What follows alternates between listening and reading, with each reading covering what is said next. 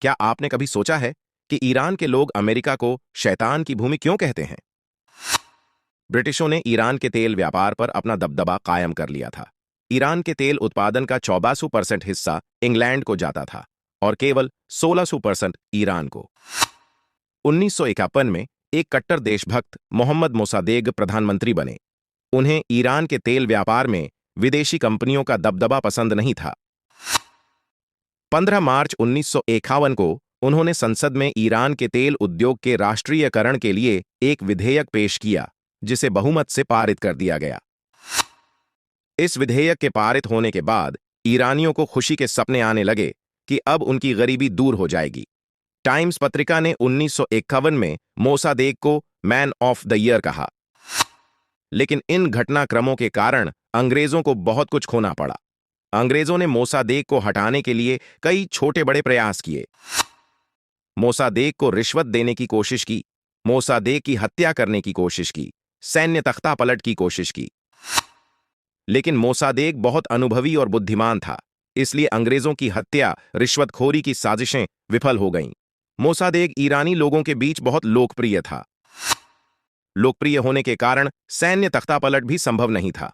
अंत में अंग्रेजों ने अमेरिका से मदद मांगी।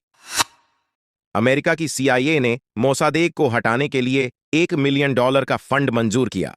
$1 मिलियन चाहवा वो 50 करोड़ रियाल ईरानी मुद्रा के बराबर है।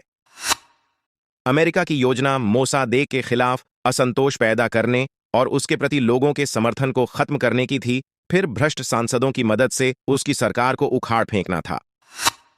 अमेरिका ने बड़ी संख्या में ईरानी पत्रकारों, संपादकों, मुस्लिम मौलवियों को 631 करोड़ रियाल का भुगतान किया। बदले में उन पत्रकारों, संपादकों और मुस्लिम मौलवियों को सिर्फ एक ही काम करना था, वह था लोगों को मोसादेग के खिलाफ भड़काना।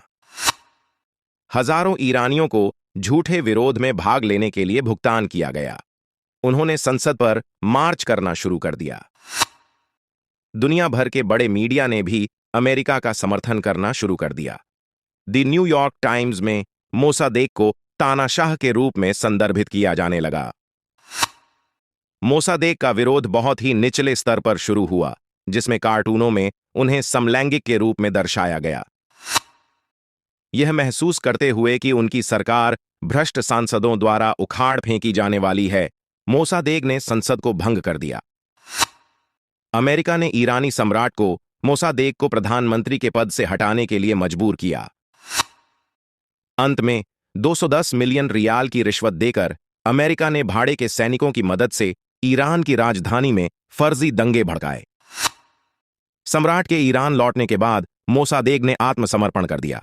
उस पर मुकदमा चलाया गया, उसे कैद किया गया और फिर उसकी मृत्यु तक उसे घर में ही नजरबंद रखा गया। उसके बाद अमेरिका और इंग्लैंड ने ईरानी तेल का 40% हिस्सा साझा किया और शेष 20% अन्य यूरोपीय कंपनियों को दे दिया गया। दशकों तक ईरानी लोगों को शाह की तानाशाही के अधीन रहना पड़ा। एक क्रांति ने राजशाही को समाप्त कर दिया, लेकिन फिर कट्टरपंथी खोमैनी सत्ता में आए और ईरानी लोगों की स्थिति और भी खराब हो गई। मोसादेग का अपराध क्या था? देश के क्षेत्रों में विदेशी कंपनियों के बजाय स्वदेशी कंपनियों का वर्चस्व होना चाहिए, यह नीति उनका अपराध थी। मोसादेग के नेतृत्व में ईरान 1955 से पहले एक पूर्ण लोकतांत्रिक देश बन सकता था और इसके तेल उत्पादन से केवल ईरान को ही लाभ हो सकता था। लेकिन ईरान के भ्रष्ट सांसदों, पत्रकारों, संपादकों, प्रदर्शनकारियों ने ईरान के समृद्ध भविष्य को मात्र $10 लाख में बेच दिया। दमन के इस दौर में ईरानी लोगों को यह एहसास होने लगा कि मोसादेग की सरकार को उखाड़ फेंकने में अमेरिका का हाथ था। इसलिए ईरानी अमेरिका को शैतान का देश कहते हैं। अब विचार करें कि ईरान के लिए असली खलनायक कौन थे? वे पत्रकार, संपादक, सांसद, कार्यकर्ता थे जो अमेरिका के हाथों बिक गए थे। अगर ये लोग नहीं बिकते और लोग मोसादेग के पीछे खड़े होते तो अमेरिका सफल नहीं होता। लेकिन 4 पैसे के लिए देशभक्त नेता को कुम शाह कहा गया और देखते ही देखते पूरा देश बर्बाद हो गया। हमारा देश भारत भी आज उसी राह पर है। यह बहुत बड़ा दुर्भाग्य है कि आम नागरिक चल रही साजिशों को तब तक नहीं देख पाते सकते, इस भ्रष्ट दुष्प्रचार का शिकार न बनना ही समझदारी है। अपने देशभक्त वर्तमान भारतीय नेतृत्व पर भरोसा रखें और मोदी के पीछे मजबूती से खड़े रहें।